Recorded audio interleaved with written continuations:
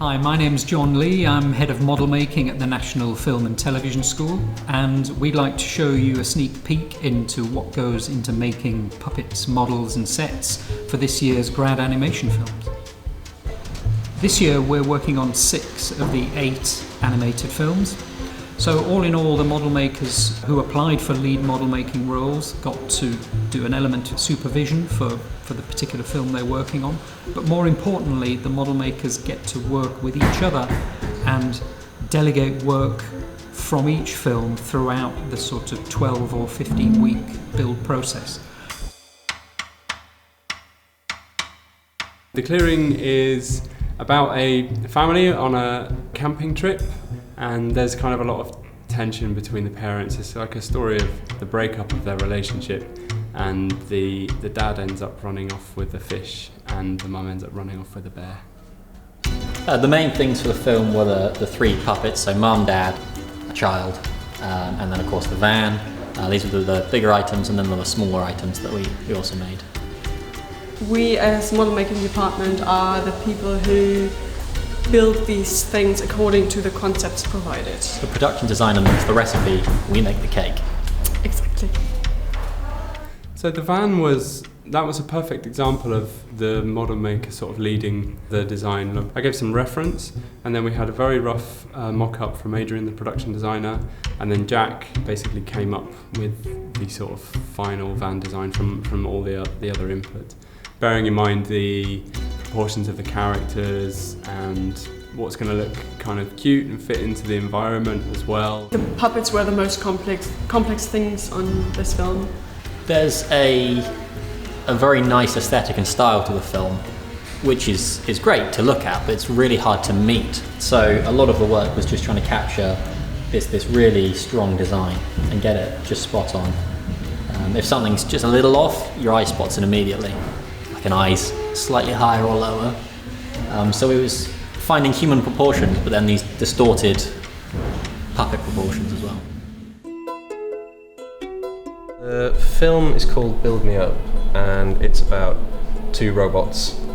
Vera, who's this yellow one here, and Sprocket, who is her younger brother. The characters live in the Timekeeper, which kind of roams around a post-apocalyptic world. And the story follows them dealing with grief in different ways. Well, we were given a concept drawing and then a technical drawing from the production designer, and from that we made maquettes made from plasticine, and then when they were signed off, then we started fabrication. I mean, it's the first kind of like live brief in the sense that we're having personal negotiation with other departments. So it's nice to be able to collaborate with people with different disciplines, different specialisations. Yeah, different concerns, because sort of like what you were saying about Sprocket with Jamie, the cinematographer, he had different requirements for the eyes that we wouldn't necessarily have thought of, like how they come up on camera, and also kind of just meeting people's requirements, because what I may think looks really nice or what I think works to the director or to whoever, they may not, and it's kind of being able to have that conversation and adapting. The working title of the film is Night of the Living Dread, and it's basically about a young woman who can't fall asleep because she gets haunted by her most embarrassing and awkward selves. The key things were the puppet, because they were the main part that we have to do, and it's like they were 6.5 puppets. The half is because they are 7, but we are gonna dress up one of the bodies to work for 2 different puppets. For me, the main challenge, I think, was to manage to figure out and how to do all of the puppet, because I mean it's a big number, and yeah, we start to do the main puppet and also the baby Ruby, and was quite challenging because you need to figure out an idea of like how to make that puppet, but also something that is not too complicated, because they are gonna follow the same method, the same instruction. So I think the challenges has been the fact that she's made out of fabric. It means that it's required a lot of needlework and really tentative needlework. The fact that you have a seam going around the entire hand, for example. But they smashed it. So they've done a good job. No, I personally really enjoy it because it's like the real world. It's gonna be like that in the future. So yeah, it was in a way really challenging, but also like when you see your puppet have a life and moving, and it's really nice. I really enjoy it. I'm sculpting onto this column shape, which is made in Sculpey, and there's lots of little figures that are kind of like emerging from it. As per the film Other Half, because the theme of the film, or one of the strong themes, is like merged beings, like people coming together in a relationship, and then by doing that they merge their bodies. So the film is shot on a multiplane, which is this. So it's like layers of glass and you put flat things on it, like paper or really flattened plasticine and stuff like that. You can create a much bigger world in the multiplane. Even the multiplane is like 1 meter wide, and then you have the rostrum, which holds the camera over the piece of glass, so it's like directly pointed downwards. But because you have this depth, you can create this sort of like an extensive fantasy world, which is essentially what Lena's done in a very small space, which I think is really impressive. Because I'm a lead model maker on one of the films, Other Half, I always have to have that in the back of my mind and make sure it's moving forward and that things aren't getting forgotten about, like certain items on our list or like certain processes that need to be kept continuing and things like that. For instance, I've had to make a lot of crystals for my film, so that's something I've been doing in the background for a long time now, like just keep casting them out, making them. And then in the end we'll have lots, so that's the plan.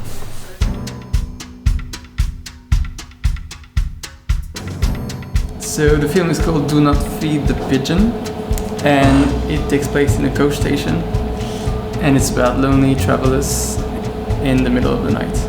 So we worked with a special kind of paper called Formit, which is a paper that is 1 part paper and the back is made of aluminium foil. So we did that to do the characters. So we decided to go with screen printing. So we did some stencils of all the characters, and yeah, we screen printed it on the special paper, which is the Formit.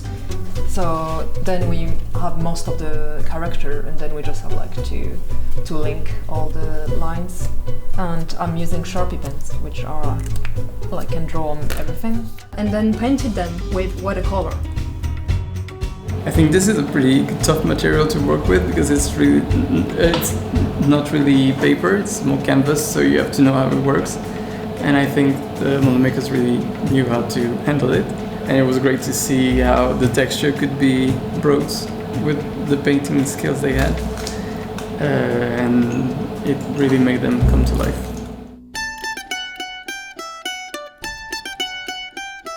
So our film is called Film About a Pudding. It's about our protagonist who drops her groceries, decides to leave them on the floor, and they grow into a small pudding. And throughout the film she keeps ignoring this pudding, and it grows and grows and grows until in the end it engulfs the entire city. I don't know the recipe, it's secret, but it's made of like gelatin and soy milk, but apparently it tastes disgusting. But it has to look appetizing. Working with her, we've been trying to figure out how to make a big pudding happen, actually. Well, we talked about many different techniques, but we ended up actually making real puddings. Because they really needed it to wobble, and that's really hard to do live time with a model, and to try and get the translucent look as well without showing anything inside, that's quite difficult. She designed like what the pudding should look like, then 3D printed all the different sizes. So the smallest one, the biggest one, are first 3D printed puddings, and then Beth did her model making magic to make them actually work, because 3D prints can sometimes be a bit rough. And from that we then made the 3D print, we then made a mold, and that's where we make the puddings from.